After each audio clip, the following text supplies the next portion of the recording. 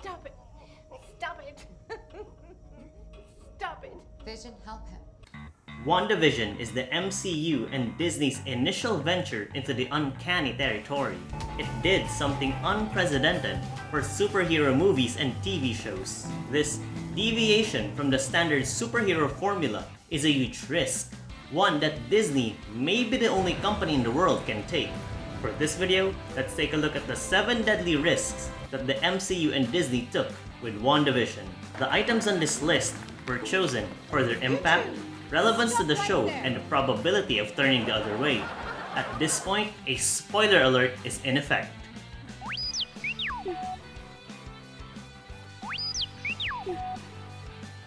Wanda is probably the only Avenger who could never take a break. At least Cap got his happy ending. Wanda had to deal with the loss of her parents at a very early age.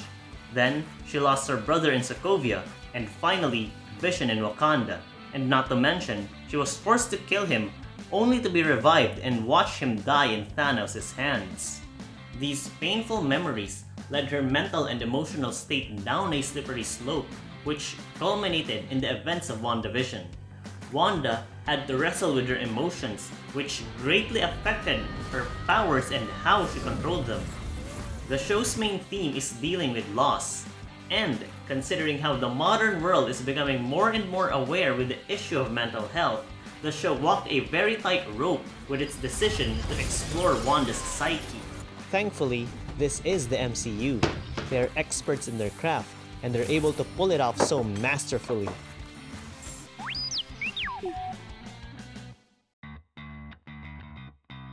Up until Phase 3, the MCU relied on a somewhat tried and tested formula. The hero lives in a normal world, then a threat arrives to disturb the peace, which then triggers a call to adventure. But then, that structure has been used too many times. With so many origin stories produced in the initial phases of the franchise, WandaVision shakes things up by starting the story in a not-so-normal world, even for MCU standards. It even employed some suspense thriller and Lovecraftian tropes, and presented its heroine in a not-so-heroic way.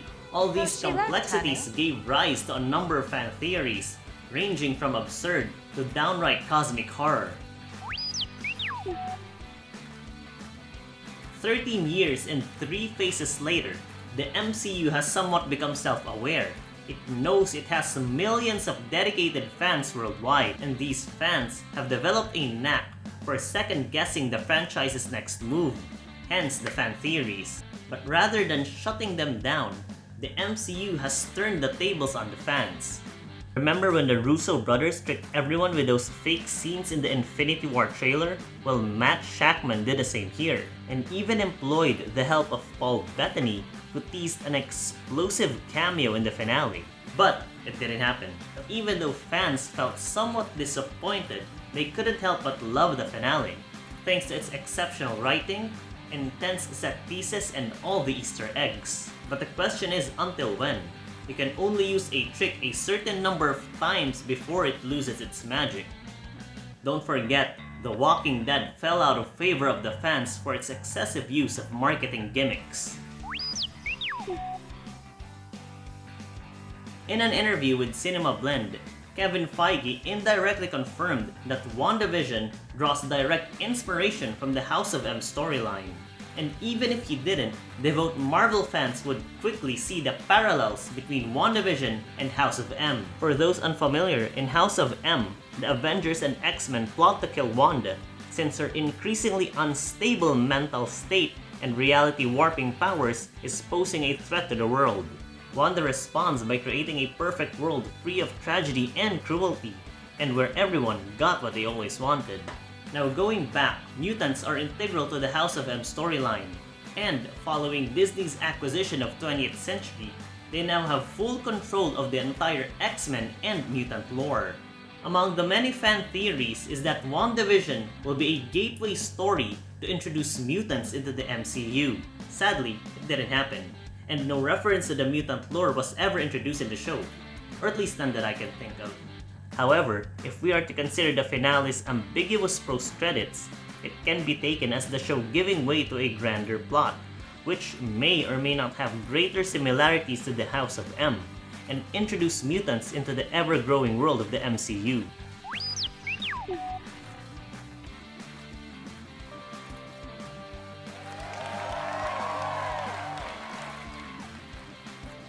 Long lost bro, get to squeeze his stinking sister to death or what? Speaking of mutants, fans were ecstatic with the introduction of Quicksilver, aka Pietro, into the show. However, it is not the MCU incarnation, but rather the X-Men version, whose name is Ralph Boner. She recast Pietro? Well, the decision to recast Pietro didn't do much for the plot, but at least it worked. Though I doubt the show's overall quality would be affected if it didn't. But right now, only time will tell if this would actually lead to other things in the future. Or perhaps it's just fan service, or just to keep up with the show's humorous tone. It's too early to tell.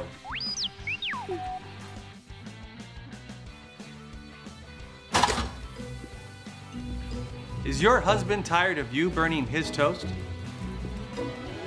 Try our new and improved Toastmate 2000. It's the go-to for clever housewives. In a world where everyone gets called out for even the smallest of things, certain topics have become too taboo to discuss. WandaVision stirred nostalgia by going back to a time that advertisers wanted to forget, back to the decades when society didn't know any better. If Marvel wasn't the beloved franchise that it is, there's a great chance that this gamble would backfire. They say a man is never fully dressed without two important accessories: his special lady and his strucker. It's either people would appreciate the consistency with the theme or feel uncomfortable with what they just saw. Thankfully, it's the former, and fans were able to see through the superficial, knowing fully well that these references and mock advertisements should be taken with a grain of salt. And speaking of references,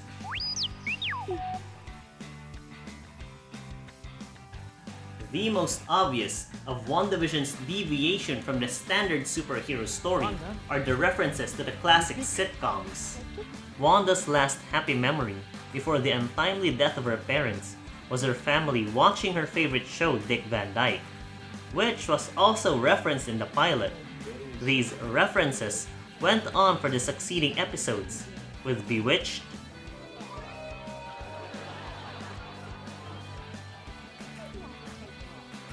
The Brady Bunch,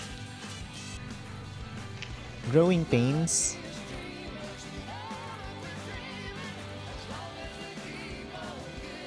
and Malcolm in the Middle, to name a few.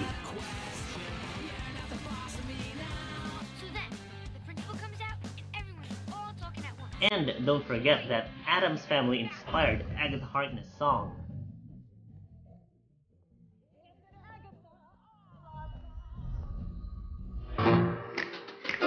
They're creepy and they're kooky, mysterious and spooky. They're all together ooky. At first, it would seem like this is nothing more than an homage to classic sitcoms, but try to notice how these sitcoms are held together by the common theme of family. These references to classic sitcoms is an allegory to Wanda's frustrations and fantasy. She wants nothing more than to have a simple yet happy life with a complete family. Albeit, these references are more than just a gateway to Wanda's psyche. They also hook the fans into the show by tickling their curiosity. Discussions were already strong when the trailer first dropped, and as mentioned earlier, fan theories hatched left and right. This is the MCU's riskiest story structure up to date, but it is also their most inventive. Every single gamble that the MCU and Disney took with WandaVision paid off in the end. So, what do you think of WandaVision? Did you enjoy it just like the rest of us? Or do you have something to say? Let us know in the comments below. And as usual, don't forget to hit like, share, and subscribe. Till next time,